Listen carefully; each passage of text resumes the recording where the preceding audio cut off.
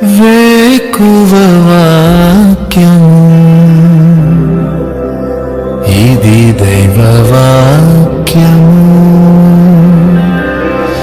వేకువ వాక్యము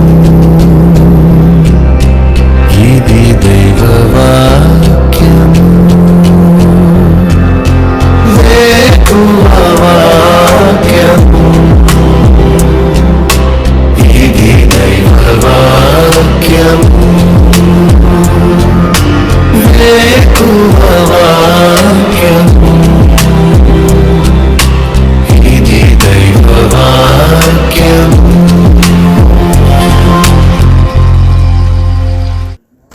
వేకువ వాక్యము వేకప్ వర్డ్ కొరకై ఈ ఉదయకాల సమయంలో ద్వితీయోపదేశకాండము 28వ అధ్యాయము 3వ వచనం. నీవు పట్టణంలో దీవింపబడుదువు, పొలములో దీవింపబడుదువు. ప్రభునందు ప్రియులారా, ఈ ఉదయకాల సమయంలో దేవుని దీవెన వచనాన్ని మనం వింటూ వస్తున్నాము. ఇశ్రాయేలు ప్రజలను ఉద్దేశించి దేవుడు ఈ మాట మాట్లాడుతున్నాడు. దేవుని వాక్యము ఇశ్రాయేలు ప్రజలకు మాత్రమే కాదు, కానీ భూమి మీద ఉన్న ప్రతి ఒక్కరికి కూడా వర్తిస్తుంది. అనగా ఈ దినాన ఈ మాటలు వింటున్న నీతో కూడా దేవుడు స్పష్టంగా ఈ మాట మాట్లాడుతున్నాడు. నీవు పట్టణంలో దీవింపబడుదువు, పొలములో దీవింపబడుదువు. నిజంగా చెప్పాలి అంటే దేవుని యొక్క దీవెన ఎలాంటిది అంటే, దీన్ని అందుకనే బైబిల్ పండితులు promises comprehensive 360 degree divine favour for obedience to God అన్నారు.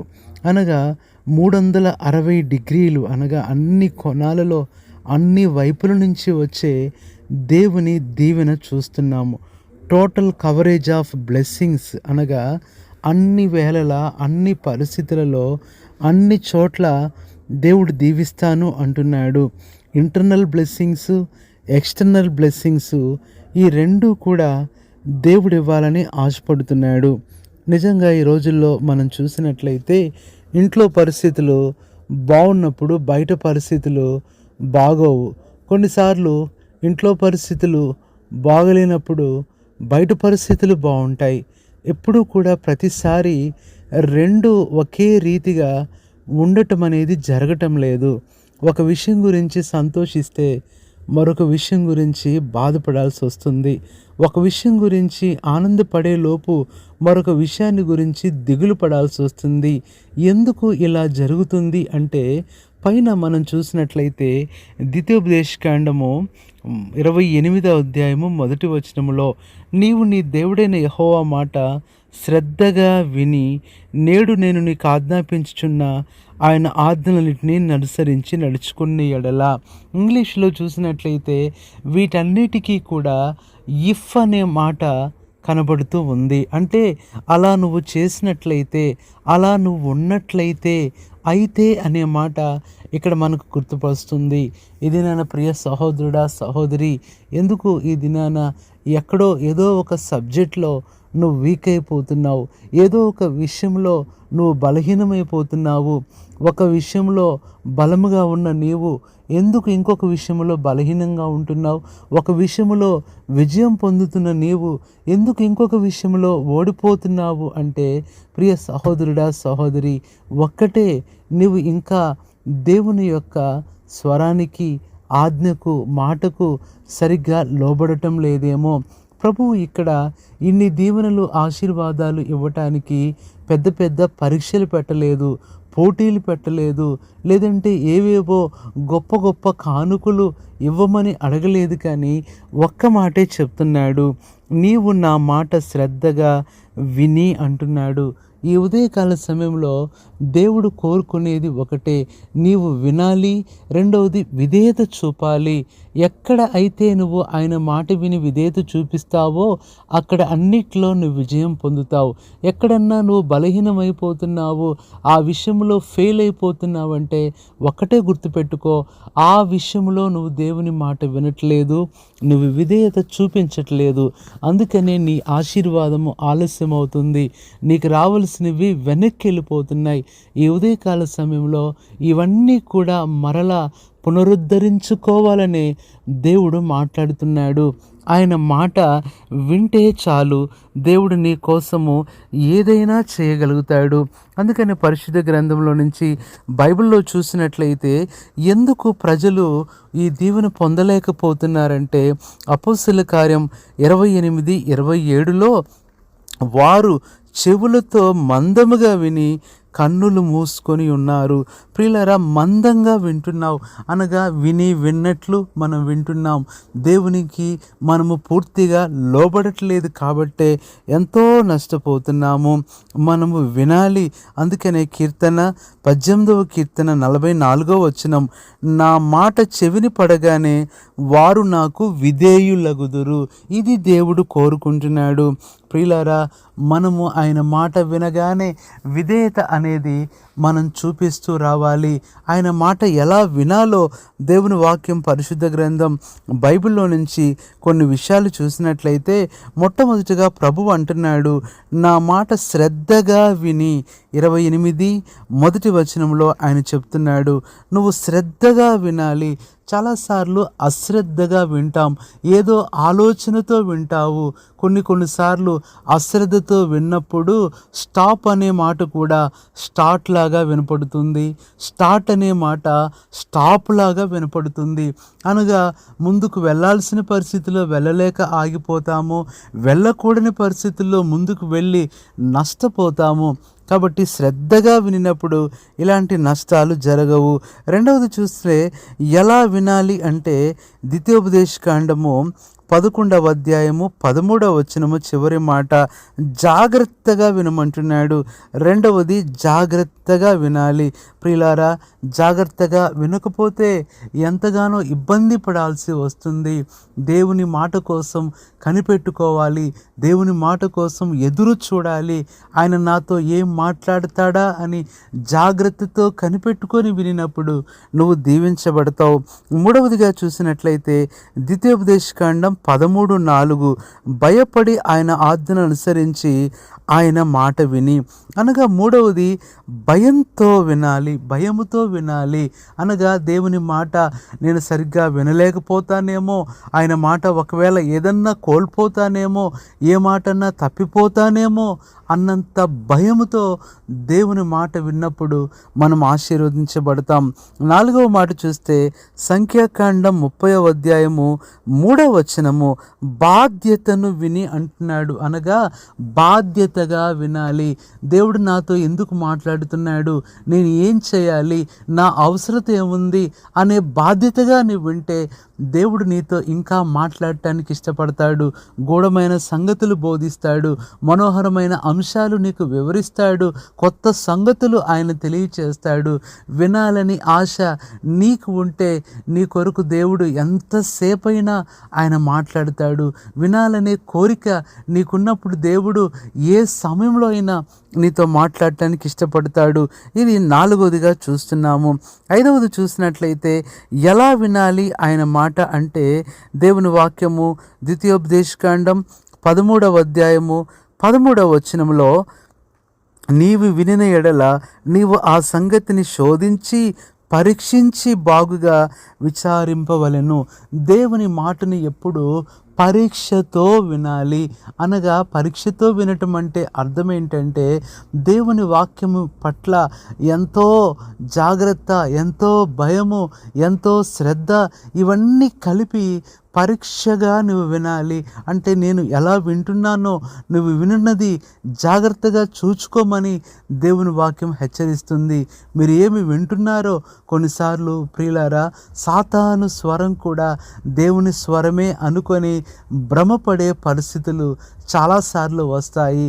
మనుషుల స్వరం కూడా దైవ స్వరం అని కొన్నిసార్లు భ్రమలోకి వెళ్ళే పరిస్థితులు వస్తాయి. కాబట్టి పరీక్షగా విను, దేవుడు నీతో మాట్లాడుతున్నాడు అని నువ్వు అర్థం చేసుకుంటావు. ఇది 5వదిగా మనం చూస్తున్నాం.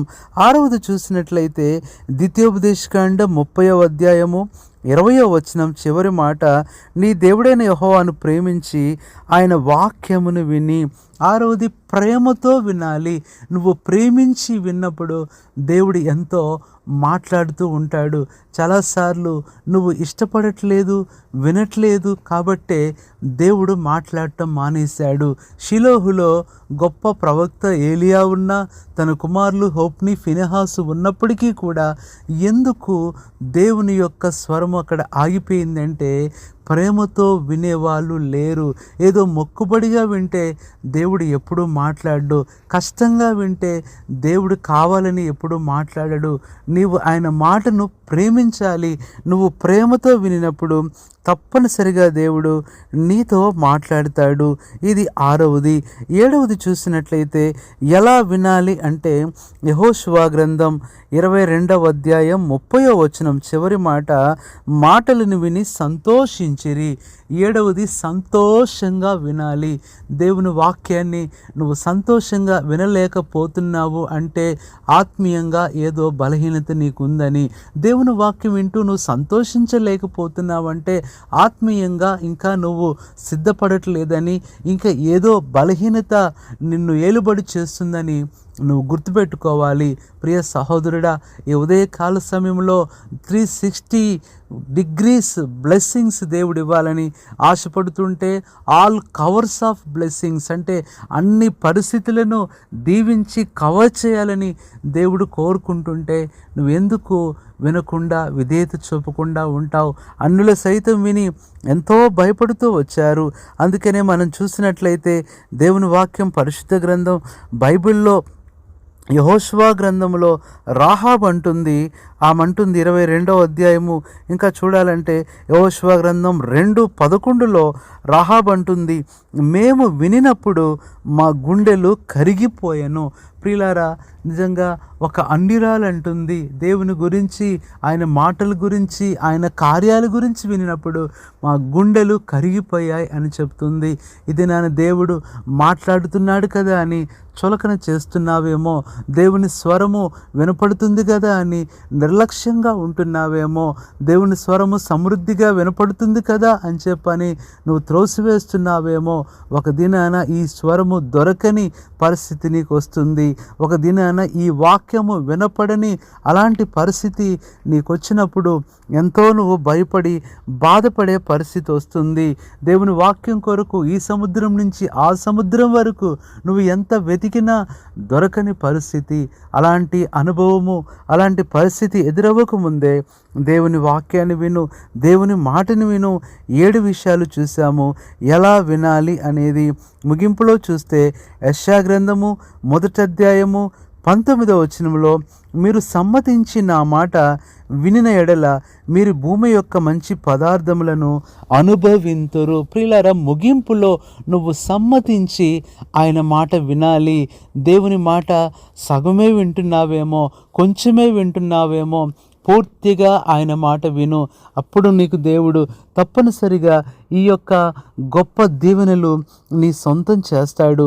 ప్రియ సహోదరుడా, సహోదరి, ఈ ఆశీర్వాదం నీకు రావాలి అంటే దేవునికి నీకు మధ్య ఒక ఒడంబడిక, ఒప్పందం నువ్వు చేసుకున్నప్పుడు తప్పనిసరిగా దేవుడు సహాయం చేస్తాడు. ఇఫ్ అనే మాటకు నువ్వు విధేయత చూపటం పట్ల నీ ప్రతి పరిస్థితిలో, ప్రతి ప్రయత్నములో ఆశీర్వాద జీవితము నీకు లభిస్తుంది. అన్ని రంగాలలో నీకు దీవెన చూస్తావు, అన్ని విషయాలలో ఆశీర్వాదము చూస్తావు. నీ యొక్క పరిస్థితి ఫలవంతమైనదిగా దేవుడు చేస్తాడు. కాబట్టి ప్రియ సహోదరుడా, సహోదరి, నీ ప్రతి చోట, నీ ప్రతి విషయంలో దేవుని ఆశీర్వాదాలు వచ్చి నిన్ను తాకాలని ఇష్టపడుతూ ఉంటుండగా ఇంకా వినకుండా నిర్లక్ష్యంగా ఉంటే నువ్వెంతో ఇబ్బంది పడతావు. ఈ ఉదయకాలం ఎందుకు తడవు చేయుట? ఇప్పుడే విను.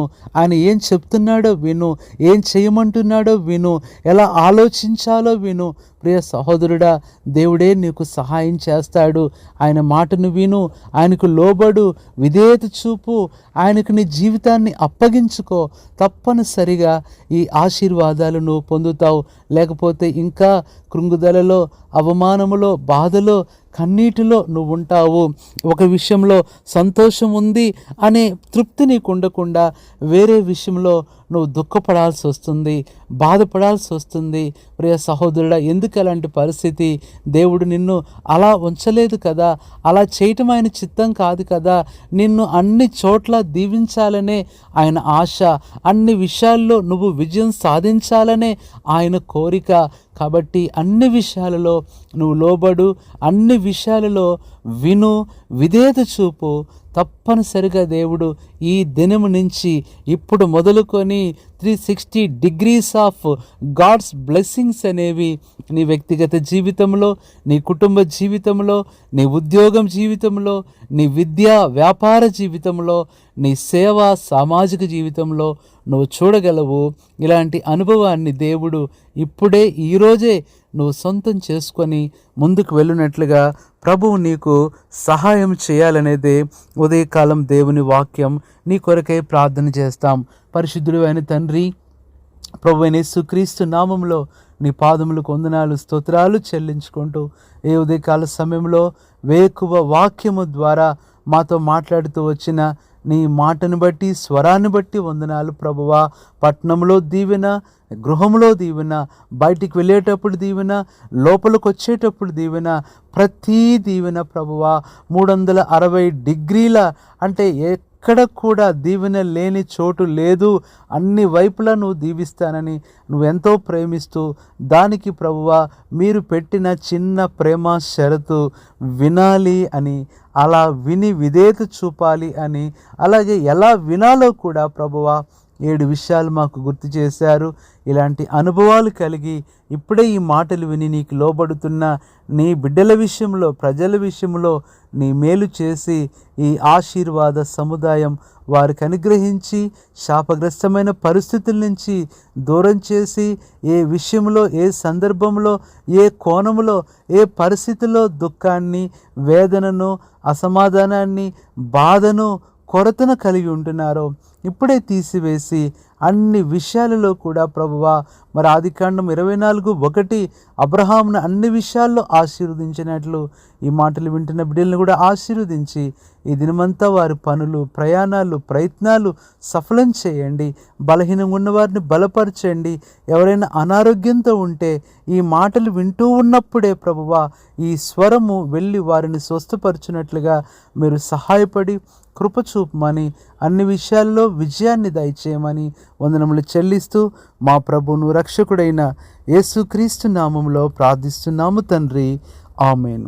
మన తండ్రి అయిన దేవుని ప్రేమ, మన ప్రభువైన యేసుక్రీస్తు కృప, పరిశుద్ధాత్మ అన్యోన్య సహవాసం మనందరికీ సదాకాలం తోడైండి నడిపించునుగాక. ఆమేన్. కృంగుదలలో దార్చుటకు, కన్నీటినంతటిని తుడుచుటకు, దినమంతా సిద్ధపరచుటకు, దైవ చిత్తం గ్రహించుటకు, కృంగుదలలో దార్చుటకు, కన్నీటినంతటిని తుడుచుటకు, దినమంతా సిద్ధపరచుటకు, దైవ చిత్తం గ్రహించుటకు, వేకువ వాక్యము